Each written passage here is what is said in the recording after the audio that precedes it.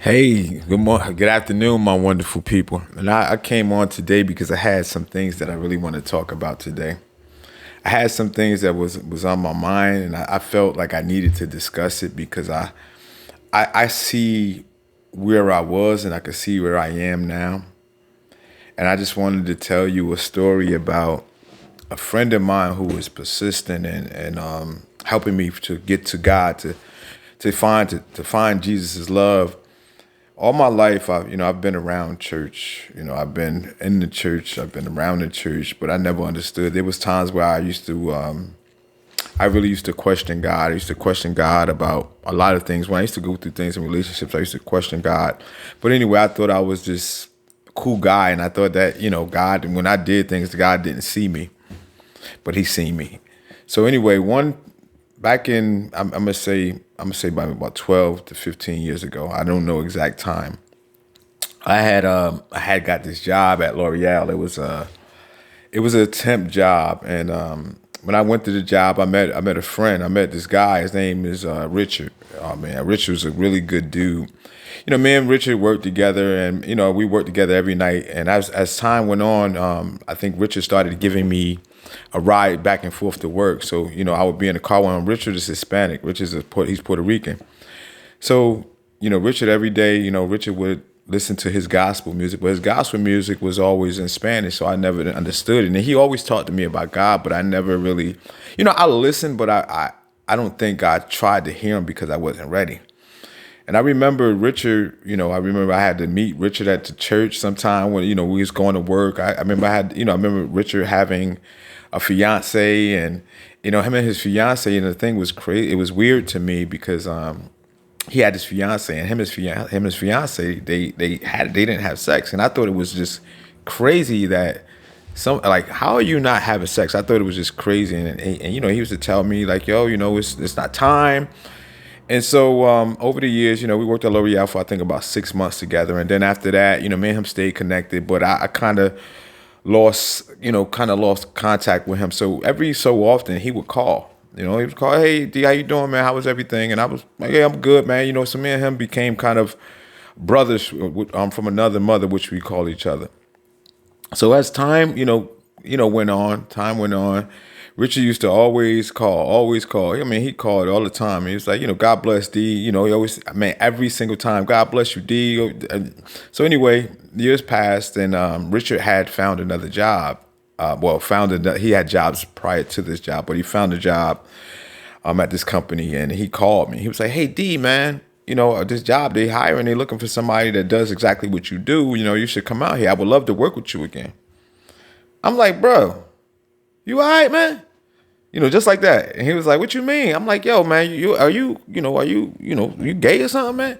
He was like, nah, D, nah, man, I just want to help you out. Just trying to see what you was doing. But that was my mindset. My mindset was so shallow that I couldn't even see that this man just was trying to help me, just was trying to show me love. He was just doing God's work. He was just doing God's work. So, we worked together for a while, and I remember being a bad friend during the course of this time because every day he used to come to work. I mean, he had his Bible. He would be doing his Bible study. I mean, he was on the Bible like every break we had. He wasn't out like talking on the phone. He wasn't chilling. He was in the Bible. And then every time it came to working, like he couldn't work on certain days. Like, and this man, I tell you, I had never seen somebody that consistent and strong in their way and their love for God. Because if he had to work on like a Wednesday, if the job made him work or it had to be overtime, he wasn't going to do that job. I mean, if a job made him work on Sunday, he wasn't doing that job. If he had to work overnight, he wasn't doing that job. He had certain principles, and it was because of his love for God. So I used to watch it, like I said, I was really being rude, and I just kept saying like, so if God is this, and I used to have all these questions, and I felt like because he was, and he had a relationship with God, that he should be able to tell me. I was just like, yo, if God is this, or why is it like this? Or why is it like that? And I used to ask him all types of questions. And I remember I challenged him so much. And then eventually what happened is Richard found another job and he left. He left. I was sad to see him go. But at the time my mind wasn't linked with God. Jesus was, I believe he was close to me. I believe he was trying to pull me in, but I think at that point, the enemy was fighting to keep me with him. So, me and Richard still came in contact. No matter what I was doing and how I was talking to him, he still he still had love for me. And I couldn't understand it because the people I was around, if I treated them the way I treated him, they would have never talked to me again. So it helped me. Like, it really, like, seeing him do that changed a lot. It changed a lot in me. Excuse me. Having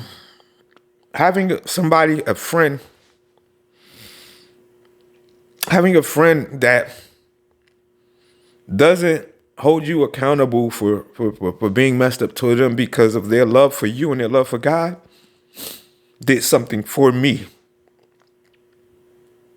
All right, so anyway, after that was all said and done, I ended up getting another job myself. So me and Richard stayed in contact. We always would talk about, what we were making. We would always talk about the success, that we're having at, said job or whatever job it was. We always talked about the success. We always talked about like what we were doing. And me and him also, we had this thing where when we were saving money, we would always tell each other what we were saving, so that way we both could, motivate each other to just keep going, just to keep saving, just to keep striving for better.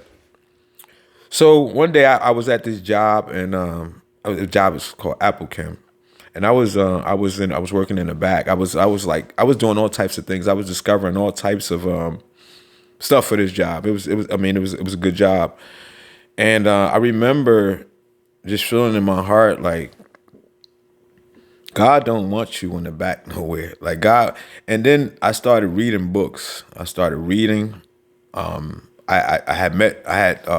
started reading. I started doing a lot of different things at the time. I was reading, I think, Think and Grow Rich. I was listening to a guy named Earl Nightingale online. And, all of this kind of led me to the Bible, like all of this stuff. Because every book I was reading, it was like Think, Grow Rich. It was just quite a few books. I can't name the books offhand, but I remember that it just was changing me. And I remember that I started praying. And I remember my wife, which I always talk about, she was my wife at the time. But I remember her always praying for me. And her mom was like one of those strong prayer warriors. And, I remember like them always praying. So over time, I had started doing different things. I had started taking cold showers. I just started to change. I just noticed that I wanted more for myself. I noticed that something was shifting in my life. I noticed that my life was changing. And here comes my phone. Get my phone ringing one time. Here's Richard. Hey, what's up, Rich? Hey, what's up, D? How you doing, man? And I'm like, man, God bless you, man. And he was like, bro, like, what you doing about D? I was like, God got to me, man. I said, I don't know what you was doing, but what you did, it helped me because you were consistent. And I thanked him because he never stopped. He never stopped because he knew that I had something in me that God wanted, and that with it being within me, I could share it with others. He knew I was a coach. He knew what kind of person I was. He knew who I was. And he knew that I needed God's love inside me in order to help others a lot more than what I was doing. Because he was like, man, you amazing. I love the way I was helping kids and I was doing this. And he was like, yo, God is already in you. You don't even realize it. And I always used to say that about when I was coaching basketball, because I had no clue at how I was running that program. But I know it was God's grace. I know it was God. I know it was my girlfriend, Kara. It was her mother. It was my mother. It was my friend Richard. It was all these people that were praying for me to be better, a better version of me. I'm crying because it feels good to be able to tell this story and be able to acknowledge somebody's greatness and God and their love for God, and how that love for God came over to me and helped me to be better and helped me to be great. But after that, man, I learned that Richard, man, is one of those people that you want in your life. If somebody is trying to help you in your faith and somebody's talking to you about what God can do for you, listen. I mean, you don't have to be rude. You don't if it's not your way, if it's something you don't understand, ask them how. Talk to them. You can ask me now. I'm learning. I'm still growing. I'm still working on my spiritual maturity, but I'm thankful that I have a friend like Richard who never gave up on me. And he never gave up his love for God, even though I was trying to. I believe I was trying to get him to leave it alone. But anyway, I came on to tell y'all that because I wanted people to understand like what was happening to me. There's a lot more to the story, but I just wanted to acknowledge the greatness that Richard had in him, and I'm honored to say I'm thankful. God bless y'all, and have a great day. Man, wow.